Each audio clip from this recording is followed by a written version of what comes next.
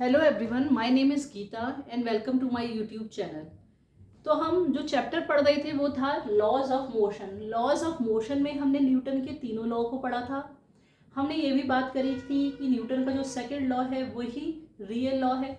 Newton के second law की help से आप न्यूटन का फर्स्ट लॉ और न्यूटन का थर्ड लॉ दोनों ही ड्राइव कर सकते हैं। आज की लेक्चर में हम न्यूटन के सेकंड लॉ के बेस पर ही कुछ प्रॉब्लम्स को सॉल्व करेंगे। न्यूटन के सेकंड लॉ की एप्लीकेबिलिटी बहुत ज़्यादा है। इस पे बेस बहुत सारे क्वेश्चन आपके कॉम्पिटिटिव एग्जाम्स और आपके 11th के जो आपका एग्जाम होगा उसमें भी आपको मिलेंगे। तो स्टार्ट करते हैं न्यूटन का second law. Newton's second law. Newton का सेकंड लॉ क्या कहता है? F इक्वल्स टू dp/dt होता है, F इक्वल्स टू ma होता है। इस पे बेस हम एक प्रॉब्लम लेते हैं।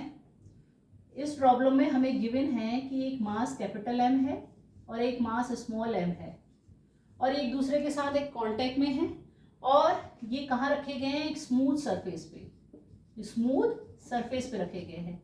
जब भी कोई सरफेस स्मूथ होगी तो ज़रूर नहीं आपको मेंशन करे कि फ्रिक्शन है कि नहीं है। स्मूथ सरफेस का मतलब ये है कि फ्रिक्शन क्या है? फ्रिक्शन क्या है? जीरो है। उस पर कोई फ्रिक्शन नहीं काम कर रहा है। अब हमें बताना है और इस बड़े वाले मास पर हमने एक F फोर्स लगाया है। ऑफ कोर्स अगर हमने इस पे ऐसे फोर्स लगाया है, आप ऐसे विजुलाइज करिए, एक मास पे हम अगर ऐसे फोर्स लगा रहे हैं तो किस डायरेक्शन में मूव करेगा? इस डायरेक्शन में ही मूव करेगा। अब इस तरह की प्रॉब्लम्स को सॉल्व करने के लिए हम दोनों का एफबीडी बना लेते हैं। सबसे पहले यही है, यानी इस पे एक नॉर्मल रिएक्शन और मास mg, इस पे एक कैपिटल F फोर्स और ये इस डायरेक्शन में ही काम कर रहा है। अगर ये दोनों मास एक दूसरे के कांटेक्ट में हैं तो ये इस पे फोर्स लगाएगा और ये इस पे फोर्स लगाएगा, यानी कैपिटल M स्मॉल m पे फोर्स लगाएगा और स्मॉल m उतना ही फोर्स क्या लगाएगा? कैपिटल M पे लगाएगा। उसको हमने किससे डिनोट किया है? F से। तो इस पे अगर देखिए कैपिटल M पे कौन कौन से फोर्स लग रहे हैं? एक F, एक स्मॉल f इस डायरेक्शन में, क्योंकि इस डायरेक्शन में खींच रहा है ना, इसको ऐसे पुश कर रहा है ऐसे, तो ये स्मॉल f और बस यही फोर्स लग रहे हैं और एक्सेलरेशन का डायरेक्शन ये है। और अगर हम स्मॉल m मास की बात करते हैं तो इस पे एक normal reaction n dash, mg नीचे और स्मॉल f फोर्स ऐसे और एक्सेलरेशन इस डायरेक्शन में। तो नेट फोर्स आप देखिए इस पे, इस वाले मास पे कितना लग रहा है? Capital F minus small f is equals to ma, mass into acceleration. Mass अगर आप नेट फोर्स लगाएंगे तो नेट फोर्स का फॉर्मूला ही होता है F इक्वल्स टू ma, यही होता है ना। तो इसमें मास कैपिटल M है और एक्सेलरेशन a है। इस वाले केस में F equals to ma, mass into acceleration. आया समझ में? नहीं आया? वही नेट फोर्स एक्सेलरेशन में यही तो है। ये ऐसे डायरेक्शन में या अपोजिट डायरेक्शन में एक दूसरे को क्या करेंगे? सब्सट्रैक्ट करेंगे। इन दोनों को जब आप ऐड करेंगे तो capital F equals to capital M plus small m a, यानी a की वैल्यू आएगी capital F capital M plus small m। आया? और स्मॉल f की वैल्यू क्या आ जाएगी? ma, F m capital M plus small m। ये क्या आ जाएगा? F फोर्स आएगा। तो इस तरह से आप इससे इस तरह की प्रॉब्लम्स को क्या न्यूटन के सेकंड लॉ से बहुत इजीली सॉल्व हो गई। अब एक प्रॉब्लम हम और लेते हैं।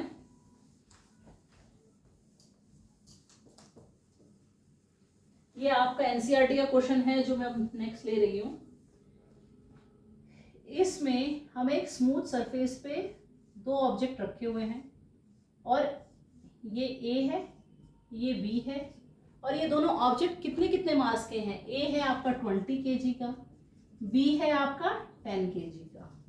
ठीक है, आपको ये बताना है कि इन दोनों के बीच में ये स्ट्रिंग है, इसका टेंशन कितना है और इसका एक्सेलरेशन कितना है। अब एक्सेलरेशन निकालने के लिए इसमें आपको ये दिया है, दो केसेस दिए हैं। पहले आपको केस में दिया है कि एक F फोर्स हम A पे लगा रहे हैं, वो 600 न्यूटन का है। कितना है? 600 न्यूटन का है। ठीक है, और दूसरे वाले केसेस में आपको क्या दिया हुआ है कि ये आपका 600 न्यूटन का फोर्स आप A पे लगा रहे हैं, ये A है। ठीक है, ये है, ये B है इसका मास 20 kg है, 20 kg, तो 20 kg पे इसमें n और ये 20g नीचे, ऐसे ही इस पे n डैश, इस पे 10g नीचे, और ये टेंशन को आप अपोजिट एरो से आप शो कर सकते हैं। ठीक, अब मैं इसका आपको बताऊंगी कि कैसे हम बताएंगे कि कौन सी टेंशन किस पे लग रही है, कौन किसको पुल कर रहा है, कौन किसको पुश कर रहा है। इस तरह का आपका सिनेरियो है।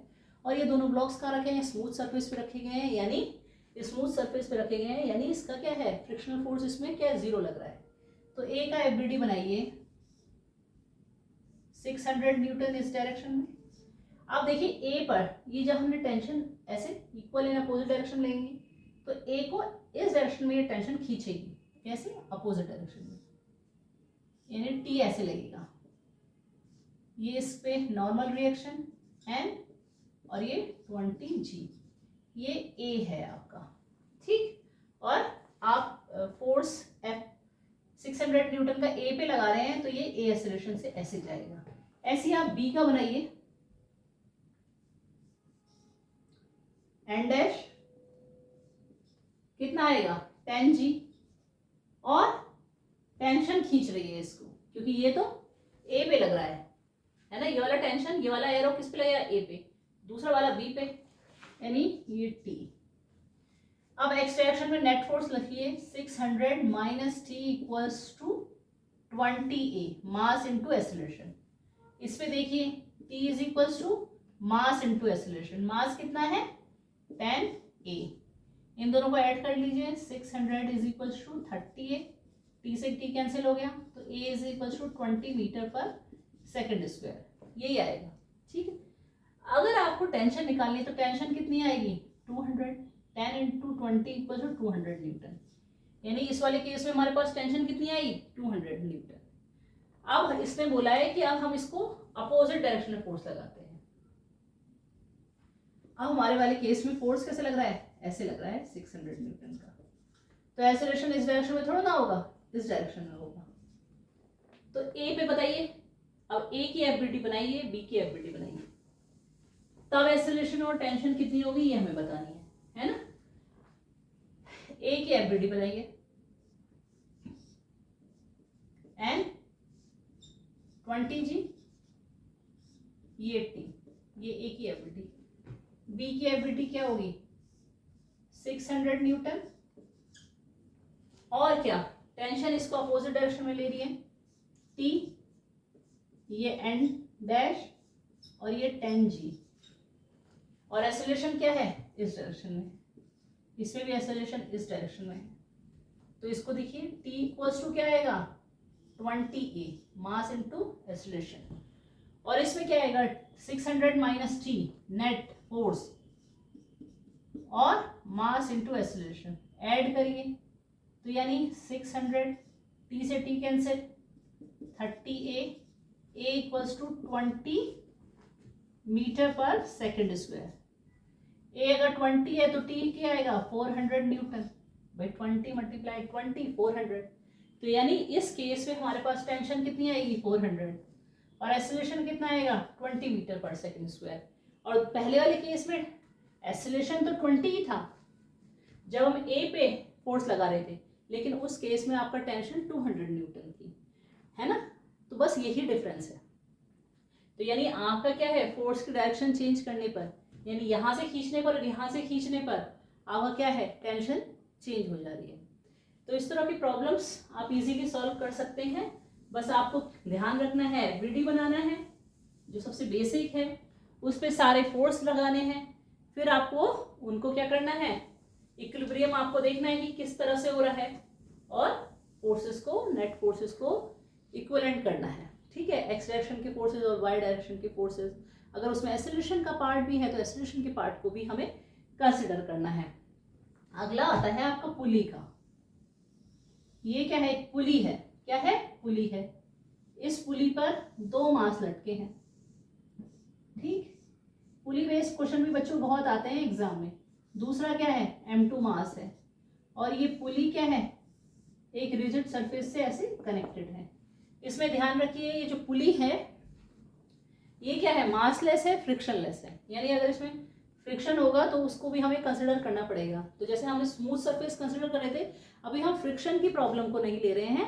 जब हम आगे का चैप्टर पढ़ेंगे तो उसमें फ्रिक्शन फोर्स को भी हम इंक्लूड करेंगे, तब फ्रिक्शंस को भी हमें कंसिडर करना पड़ेगा। जैसे हम स्मूथ सरफेस ले रहे हैं, ऐसे ही हम इस पुली को स्मूथ ले रहे हैं। इसमें आराम से कोई भी चीज़ क्या है, हमने एक ऐसे तार लगा रखी है, इसमें 2 मास हैं, तो ऑब्वियसली ये T1 और T सेम ही रहेगा टेंशन, ठीक। और मास M1 हैवी है तो ये A एक्सेलरेशन से नीचे जाएगा।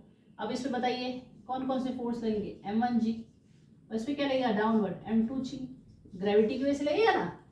तो A की एफबीटी पता है और आपको B की एफबीटी पता है, यानी M2 की एफबीटी पता है और M1 की एफबीटी पता है। अब देखिए M1 की एफबीटी सिंपल सी है, T M1G और एक्सेलरेशन डाउनवर्ड, यही तो है। और ये क्या है, M2 की क्या है, T M2G और एक्सेलरेशन अपवर्ड, है ना। तो अब पहले इसको सॉल्व करिए, तो ये बड़ा होगा ये छोटा होगा, यानी M1G minus T is equals to mass into acceleration M1A। इस केस में ऊपर की तरफ जा रहा है तो T बड़ा होगा, यानी T minus M2G is equals to M2A। Equation first equation second, इन दोनों को ऐड कर दीजिए, यानी M1G माइनस M2G, T से T cancel, M1 plus M2A, यानी A की वैल्यू क्या आई बच्चों, M1 minus M2G upon M1 plus M2, ये क्या है हमारा A की वैल्यू आई। अगर हमें टेंशन निकालनी है तो इक्वेशन फर्स्ट और सेकंड को डिवाइड कर दीजिए, M1G minus T M2G, sorry इसमें T है ना पहले, T minus M2G equals to M1 upon M2। ऐसे कर लीजिए, इसको यहाँ मल्टीप्लाई करिए, इसको यहाँ मल्टीप्लाई करिए, तो यहाँ क्या आ जाएगा बताइए, क्या आएगा, M1 M2G minus T M2, और यहाँ आएगा M1T माइनस M1 M2G। इसे इस तरफ ले आइए, इसे इस तरफ ले आइए, तो ये M1G ये M1G ये इस तरफ आएगा, 2M1G आ जाएगा, यानी और ये क्या आएगा M1 plus M2T is equals to 2M1 M2G, यानी T क्या आ गया 2M1 M2G upon M1 plus M2। तो ये क्या आ गई हमारे पास, टेंशन की वैल्यू आ गई है। ये मैंने आपको M1 M2 की वैल्यू नहीं दी है, जनरलाइज फॉर्म में दिया हुआ है, लेकिन आपका एक NCERT में क्वेश्चन है जिसमें M1 है आपका 12 kg और M2 है आपका 8 kg। तो इसको आप इजीली सॉल्व कर सकते हैं, इसमें वैल्यू पुट करके आप आसानी से इस पुली वाली प्रॉब्लम्स को भी सॉल्व कर सकते हैं। तो बच्चों ये जो न्यूटन का जो सेकंड लॉ है ये अपने आप में बहुत इंपॉर्टेंट है ना। इस पे बेस हमारी बहुत सारी प्रॉब्लम्स आती हैं और उसको हम आसानी से सॉल्व कर सकते हैं। अब आती है स्यूडो फोर्स।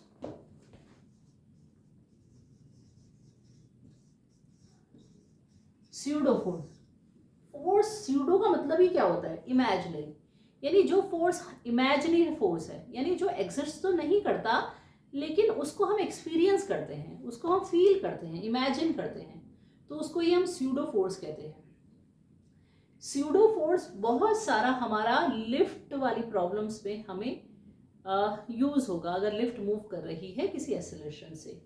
तो स्यूडो फोर्स का कॉन्सेप्ट क्यों आता है, स्यूडो फोर्स का कॉन्सेप्ट इसलिए आता है कि जब हम नॉन इनर्शियल फ्रेम की बात करते हैं, फ्रेम ऑफ रेफरेंस हमारे पास नॉन इनर्शियल है, तब हमारे पास स्यूडो फोर्स आता है। फ्रेम ऑफ रेफरेंस,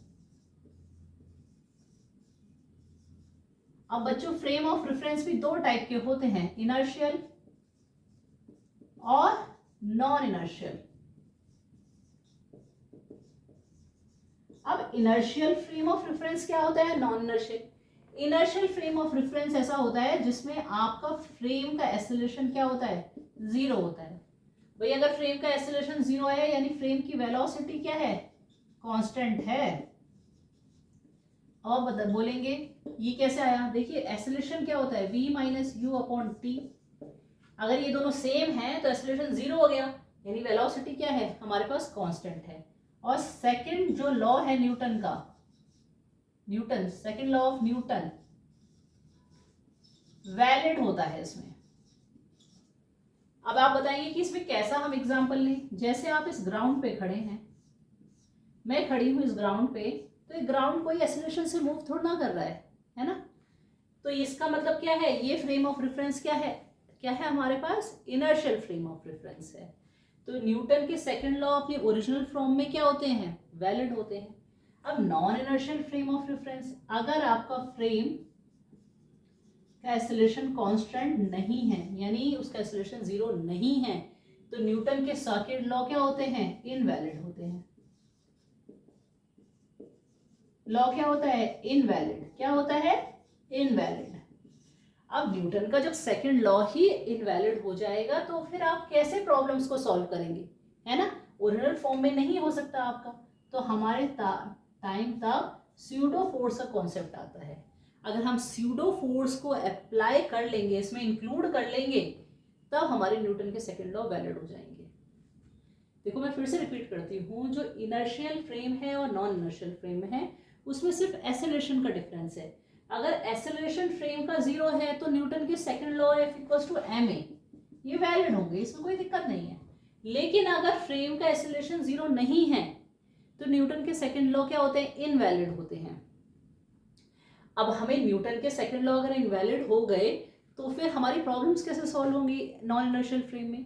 तब उस केस में अगर हम स्यूडो फोर्स को इंक्लूड कर लेते हैं तब हमारे न्यूटन के सेकंड लॉ क्या हो जाते हैं, वैलिड हो जाते हैं। और स्यूडो फोर्स की जो मैग्नीट्यूड होता है वो जिस ऑब्जेक्ट का आप एफबीडी बना रहे हैं, फ्री बॉडी डायग्राम बना रहे हैं, उसका मास मल्टीप्लाई फ्रेम का एक्सेलरेशन और डायरेक्शन, इसका डायरेक्शन क्या होगा,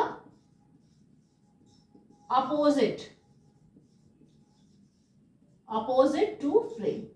इसका डायरेक्शन क्या होगा, फ्रेम के अपोजिट होगा। कैसे, अभी भाई मैंने आपको इनर्शियल फ्रेम का बता दिया। अब नॉन इनर्शियल फ्रेम का देख लीजिए। ये लिफ्ट है, इस लिफ्ट में कोई बैठा है या खड़ा है और ये लिफ्ट ऊपर जा रही है ए एक्सेलरेशन से। और अभी तो मैं ग्राउंड में, अब इसमें दो केसेस हो सकते हैं, एक बंदा ग्राउंड से देख सकता है, एक बंदा लिफ्ट के अंदर ही बैठे देख सकता है। अगर लिफ्ट कोई आदमी ग्राउंड से देख रहा है तो ग्राउंड क्या है, नॉन इनर्शियल फ्रेम है, क्योंकि इनर्शियल फ्रेम है, क्योंकि ग्राउंड से तो कोई मूव नहीं कर रहा है ना, ग्राउंड थोड़ा ना मूव कर रहा है, ग्राउंड तो कांस्टेंट है। लेकिन लिफ्ट के अंदर आदमी जो बैठा है उसके लिए जो फ्रेम ऑफ रेफरेंस होगा वो क्या होगा, नॉन इनर्शियल होगा। अगर ये नॉन इनर्शियल होगा तो हमारे न्यूटन के लॉ वैलिड नहीं होंगे। न्यूटन के लॉ वैलिड नहीं होंगे तो हमें न्यूटन के लॉ को वैलिड कराना है। और वैलिड कैसे कराएंगे, स्यूडो फोर्स से। अगर ये अपवर्ड डायरेक्शन में है तो स्यूडो फोर्स क्या लगेगा, डाउनवर्ड डायरेक्शन में लगेगा। ठीक है, तो इस तरह से अगर हम इसको सॉल्व करेंगे तो हमारे पास हम न्यूटन के सेकंड लॉ को फिर से अप्लाई कर सकते हैं, हमारी प्रॉब्लम फिर से इजी हो गई, है ना। न्यूटन के सेकंड लॉ जहां अप्लाई हो गए वहां क्या हो गई, प्रॉब्लम फिर से इजी हो गई। नॉन इनर्शियल को भी हमने क्या कर दिया, न्यूटन के लिए न्यूटन के लॉ को वैलिड कर दिया स्यूडो फोर्स के कॉन्सेप्ट को लगा के। अभी हम एक लिफ्ट का एग्जांपल देखते हैं, एक लिफ्ट देखते हैं। अब लिफ्ट अगर तीन तरीके से हो सकती है, इसमें कोई आदमी खड़ा है या बैठा है, लिफ्ट रेस्ट में है, पहला। दूसरा,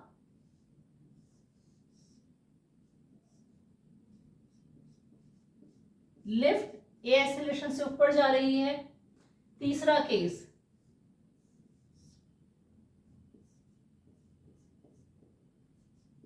लिफ्ट ए एक्सेलरेशन से नीचे जा रही है ना। तीनों केस को हम वन बाय वन स्टडी करते हैं और फिर आप देखेंगे कि क्या क्या चीजें होती हैं। इस आदमी के नीचे हमने एक वेइंग स्केल भी रख लिया है। इस आदमी की अगर आप एफबीडी बनाएंगे तो कैसी होगी, नॉर्मल रिएक्शन मास mg, क्योंकि इक्विलिब्रियम स्टेट है तो n इक्वल्स टू क्या हो जाएगा, mg। और वेट, जो अपेरेंट वेट होता है वो जितना उसको आपको पुश कर रहे हो उतना ही वेइंग स्केल आपको ऊपर पुश करेगा, तो यानी एपरेंट वेट हमें वही महसूस होता है जो उसका रियल होता है। लेकिन जब लिफ्ट ए एक्सेलरेशन से ऊपर जा रही है तो इसका एफबीडी बनाइए, mg नीचे, ए एक्सेलरेशन से ऊपर जा रही है, स्यूडो फोर्स क्या होगा, नीचे होगा, और क्या होगा, m इंटू ए। अब इसे इक्विलिब्रियम स्टेट में n इक्वल्स टू, भाई ऊपर n ही फोर्स लग रहा है, नीचे 2 फोर्स है, m g प्लस ए, यानी उसका जो अपेरेंट वेट है वो क्या होगा, ये होगा w dash is equal to this, यानी उसका वेट क्या है, हमें अपेरेंट वेट बढ़ा हुआ महसूस हो रहा है ना। इसका जो अपेरेंट वेट है वो क्या हो रहा है, अपेरेंट वेट क्या हो रहा है, हमें बढ़ा हुआ महसूस होगा। तीसरे वाले केस में आप एफबीडी बनाइए,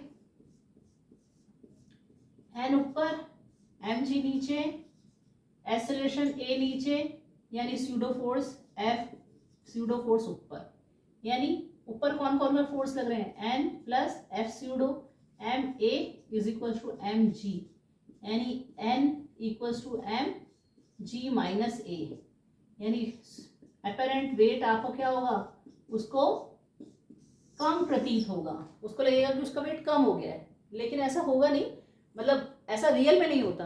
अगर हम न्यूटन के सेकंड लॉ को वैलिड करा रहे हैं तो उसको वेट कम महसूस होगा।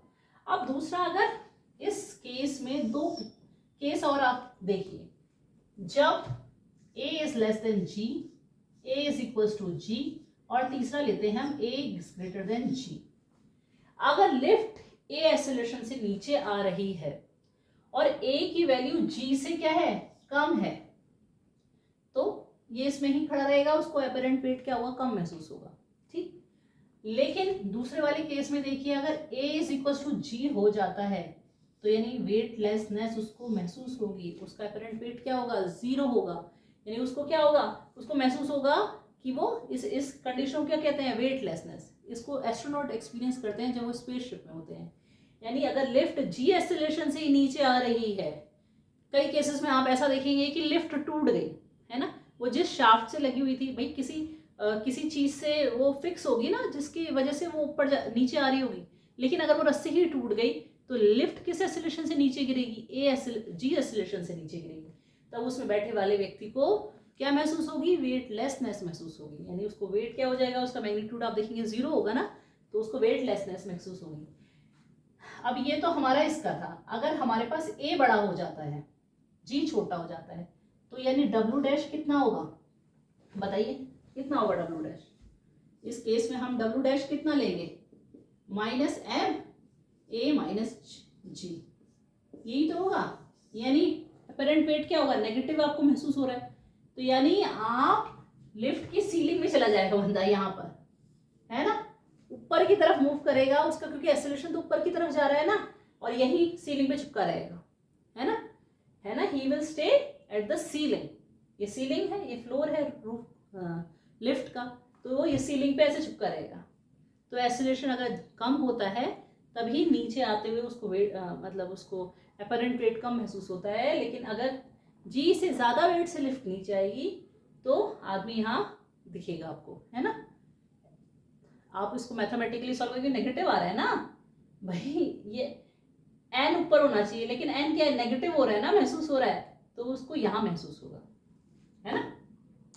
तो इस तरह से आप इस तरह की प्रॉब्लम्स को सॉल्व कर सकते हैं। न्यूटन के लॉ की बहुत ज़्यादा वाइड एप्लीकेबिलिटी है क्लासिकल मैकेनिक्स में, मैकेनिक्स की प्रॉब्लम्स में आप उसको हर जगह पाएंगे, जहाँ जहाँ क्लासिकल मैकेनिक्स वहाँ वहाँ न्यूटन्स के लॉ, ठीक है।